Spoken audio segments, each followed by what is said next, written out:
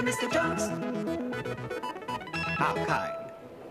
Right, memo to all our northern sales managers. Following your...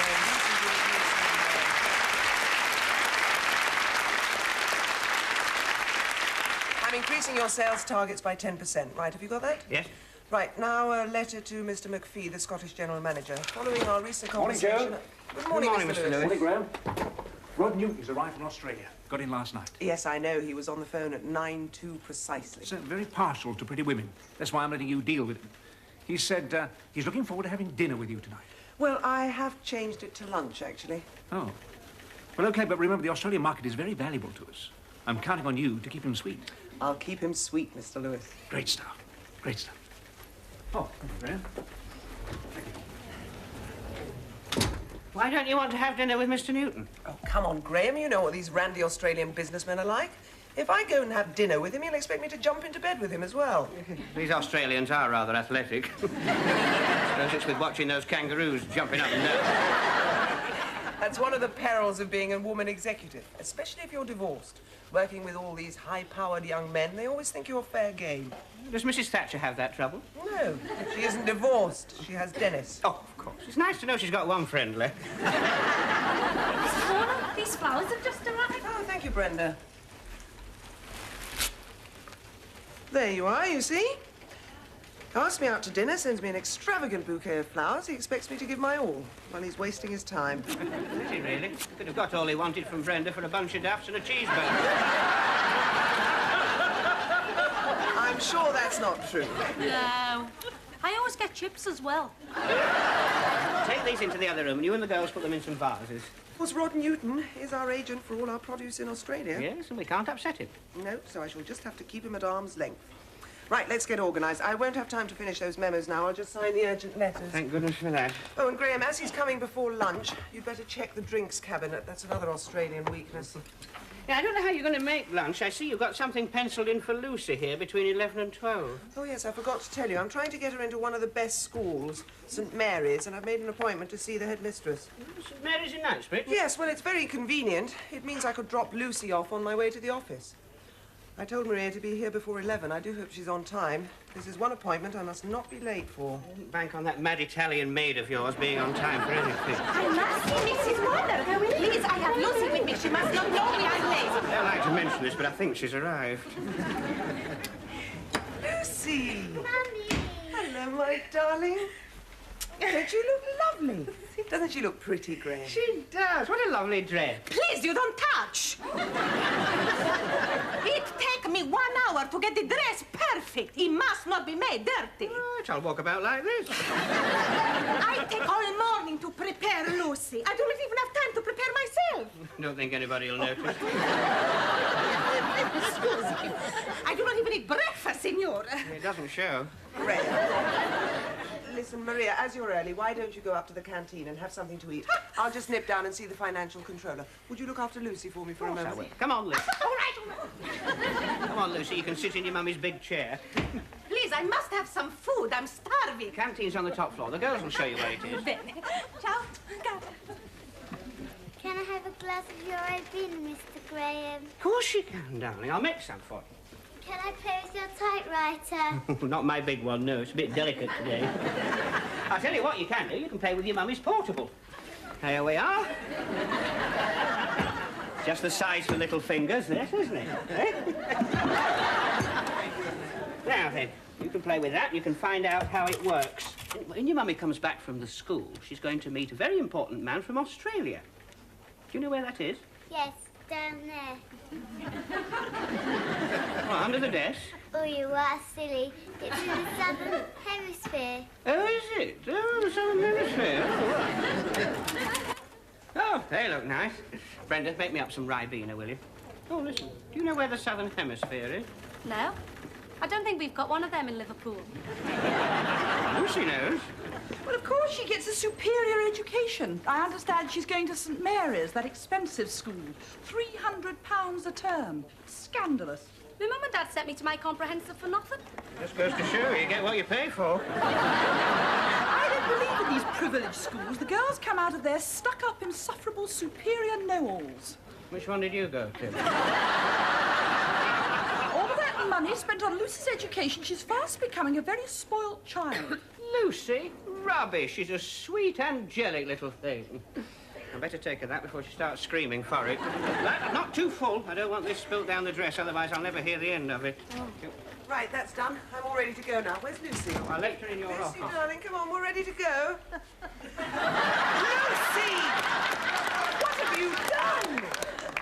The ribbon fell off the typewriter and rolled under the desk. You're a naughty girl. Who said you could touch that ribbon? Mr. Graham told me to. You told me to find out how it worked, so I did. It works with this ribbon. Don't touch it, darling. I think I was worried about her spilling the Ribena. The food here is terrible. Well, that's the least of our problems. Santa Maria! What have you done to the dress, my Lucy? Calmati, ti supplico, veramente. Maria, stop doing that. You're making it worse. Prendi questo. I take all morning to get her ready. Scusi, sei un matto ignorante veramente.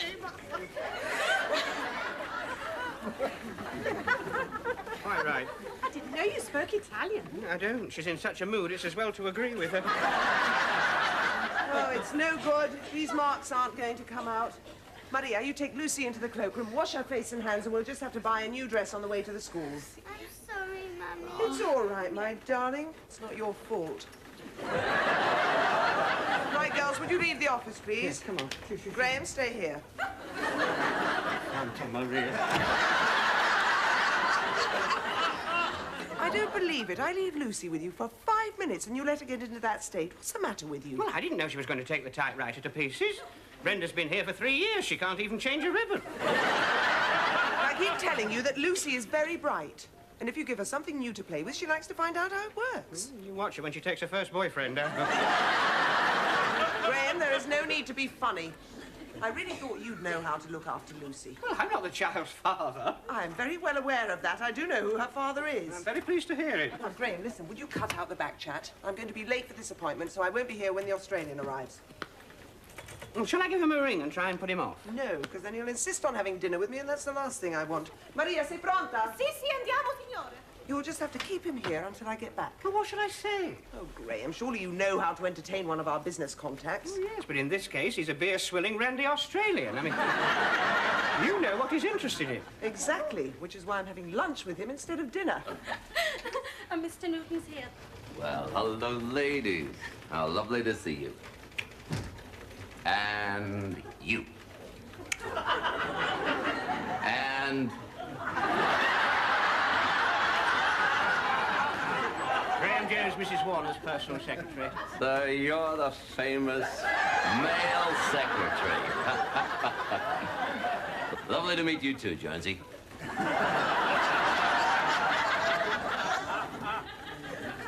Mrs. Warner has been delayed, but she did ask me if I would look after you. Can I get you a drink? Thought you'd never ask. I'll never understand your attitudes to drinking in this country, you know. I had the devil's own job getting a beer with my breakfast this morning. Really? Yeah. How do they expect you to enjoy a T-bone steak and a couple of chops without a beer to wash it down? I don't have that problem. I just have cornflakes and milk for breakfast. Nothing stronger? Well, occasionally a little double cream, yeah. Can I offer you something? Scotch, thanks, yeah.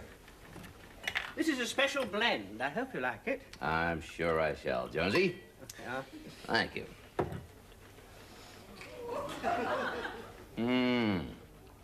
Great. Now, that one.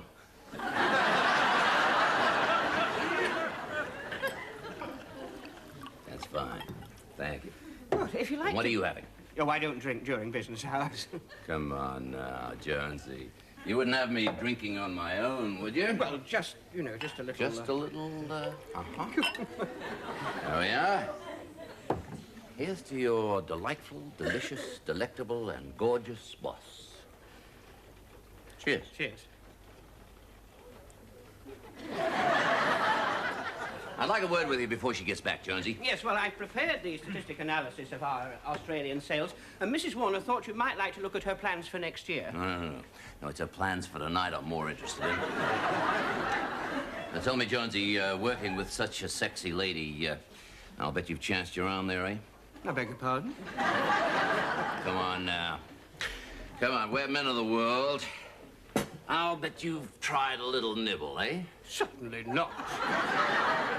She's a very sexy lady and divorced. I'll bet she tries the occasional side salad, hmm? As far as I know, Mrs. Warner has had nothing to do with any other men. Cheers. Oh, cheers. I really do think you ought to have a look at this. Now, Jonesy. There's more important things to hand. So with that, he turned to the nun sitting beside him and said, "Excuse me, sister, but do you mind if I smoke now?"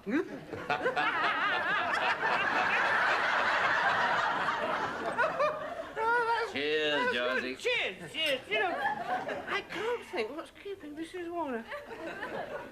Well, I can't wait here for her. Been here 40 minutes already. No. Anyway, the scotch is finished. Well, there's plenty in the cupboard. Help yourself.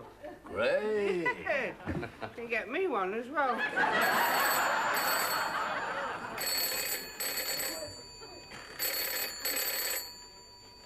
Go answer the phone, Jonesy.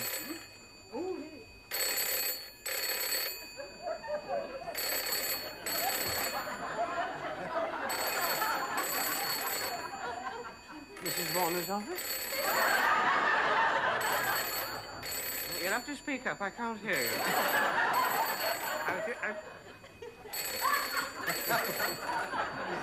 That operator. She always wrongs the ring one.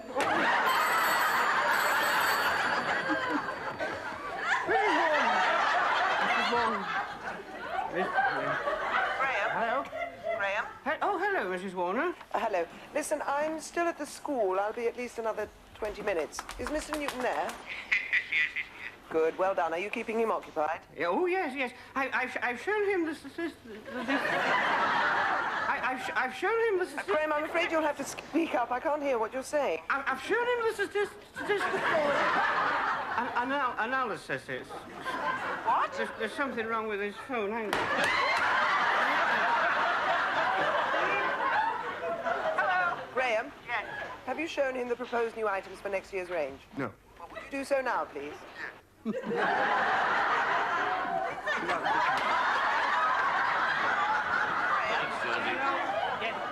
I dropped it. Would you like to speak to him? No. Otherwise, he'll insist on seeing me tonight. Look, just say, "I'm sorry, I'm tied up," and keep him there until I get back. Yes. Understand? All right. Goodbye. Yes. Bye. It was Mrs. Warner. Was it? She wants me to keep you here tied up till she gets back. Cheeky. You know, Jonesy, I think your boss fancies me. I can always tell. But I got a better idea. I'll tell you what. Tell her I couldn't wait. Tell her that I'll meet her for dinner tonight. Oh. And tell her we'll discuss business over breakfast. Listen, you're supposed to...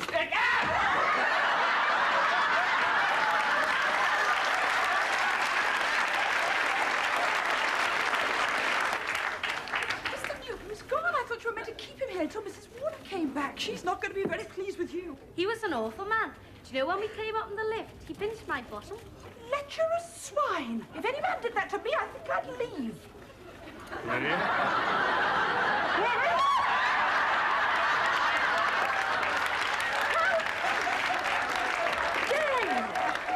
Graham, what made you do that? 6 scotches, but it wasn't worth it. Mr. Jones, you're drunk. You don't think I'd do that if I was sober, do you? Daisy. Take a letter, Mr. Jones. Take a letter, Mr. Jones. Mr. Jones, I suppose you realise that when you pinched me, it was very painful. I've had to go to the medical centre. I ought to go there. It was so tough, I think I've sprained my thumb. It isn't funny. I shall have a very nasty bruise there by the time I go to bed. Don't worry, there won't be anybody there to see it. Graham? Oh, Daisy, I wish you wouldn't do it. Graham!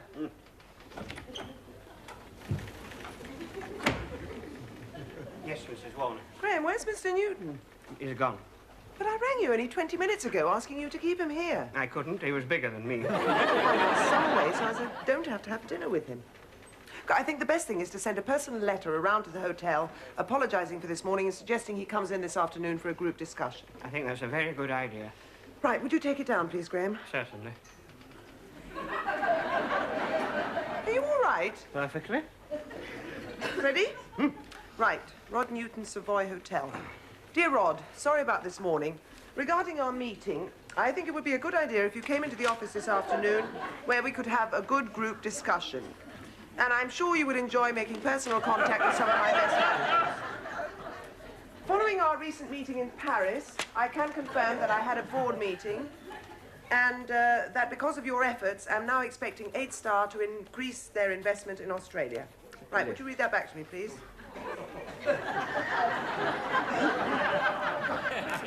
Dear Rod.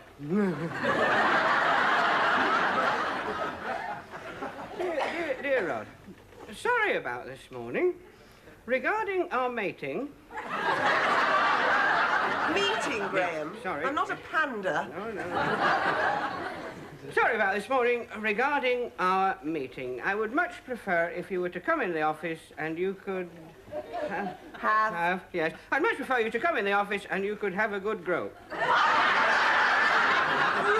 Meeting, Graham. Are you trying to be funny? I got me swiggle upside down. Well, go on, then. That's right, yes. Now then. I know how you would like to make personal contact with my bust. Best! Best. Graham, would you concentrate, Best, please? best managers. Make the personal contact with my best managers. That's right. After our meeting in Paris, it is all down to your efforts that I am expecting. What? Expecting a 8-Star.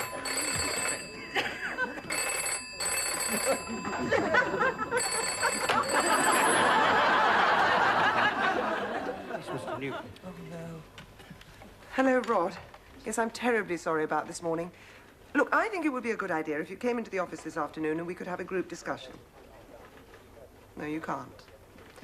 How about drinks early this evening? Quite out of the question. Yes, all right, I'll have dinner with you. At 8 o'clock. Fine, I'll see you there.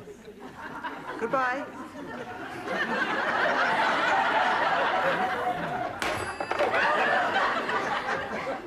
Can't get out of it. I'm going to have dinner with him. He keeps insisting it's purely business. Well, I shall make sure it is. I'll take you along with me.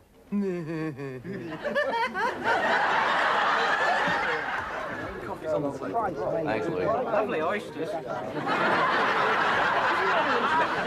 Yeah, for Mrs. Warner. Oh, I didn't mind Graham having my oysters. They don't agree with me this late at night. You should have had them. You know, I felt quite sleepy before dinner, but what with the oysters and the champagne, I'm very thankful. That's why I wanted her to have them. No, yes, a moment later. But I'm going to book a cab and then we can dash back to my hotel for a nightcap, okay? No, actually, I'd rather go home. Fine. I'll see you home. We'll have a nightcap there. I can go on my own, Rod. I'm quite capable of looking after myself, you know. No way. You wouldn't be safe anywhere, not even in a cab at this hour. I'll book one. He's right, you know. He wouldn't be safe in a cab, especially if he was in it with you. He'd be on to you before the driver got his meter ticking. Graham, shall I book a cab for you too, or do you travel by bus? Oh, no, I'll go in a taxi. Actually, I go right past Mrs. Warner's. I could drop you off. What a good idea, Graham. Fine. It's on its way. And while we're waiting, Paul, 3 large cognacs. Oh, no, I couldn't. My dear Mrs. Warner, you've convinced me. We should dispose of business as soon as possible. Hey, what a great pair. Thank you. Mind if I lose my jacket? It is getting awfully late, Rod. Don't you think we should wait until the morning? No time like the present. Besides, we don't have to concentrate exclusively on business, do we? Right, well, let's get down to these files then. I'd like to show you some things Come I on. thought of for next year. Come on. It's lovely to have you to myself at last. Mind opening the door. My pleasure. It's only me. Well, what you going off in the taxi? I don't know. I was just outside paying the driver. Graham will be very useful in keeping us along the right lines. Will he? Why don't you make yourself at home, Rod? Pour yourself a drink. Can I take your coat, Graham? Sure. He's being extremely persistent. He didn't want to know when I said he should take the agreement home and sleep on it. The only way you'll get him to sleep on that is to put it under your mattress. I'm going to have to think of some very drastic action to get him out of here. Well, that's not going to be easy after him having all those oysters. By the look of the twinkle in his eye, I think they're beginning to work. Well, there is one certain way that I can get him out of here without actually being rude. I see you've made yourself comfortable. Thank you very much, I have. Cheers. Cheers. You're looking awfully tired, Graham. Am I? Isn't he, Rod? Yeah. Yes, I think you should be in bed, old man. Yes, why don't you go off to bed, Graham? I thought you said you wanted me to stay. I'm sure Rod will understand. Certainly, certainly. Why don't you run upstairs and jump into bed?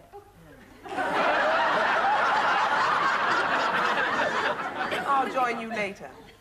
I like getting into a warm bed. You know that, Graham.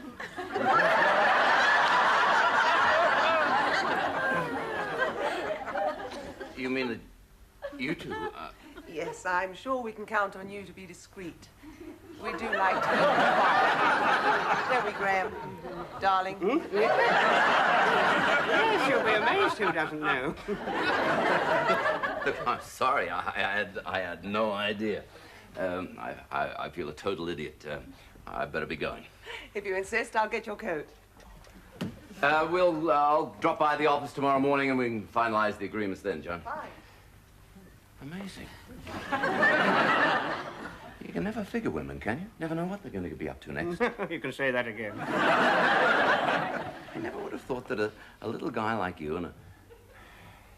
Tell me, do you take a lot of extra vitamins? Glass of Horlicks at bedtime. Amazing. Amazing. Still, it's always you small guys that spring the surprises, eh? And get the sexiest women. Look at Dudley Moore, Woody Allen, Napoleon. Napoleon? Napoleon.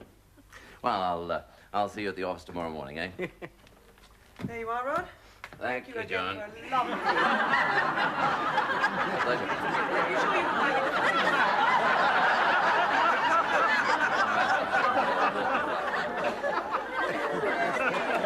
The exercise will do you good.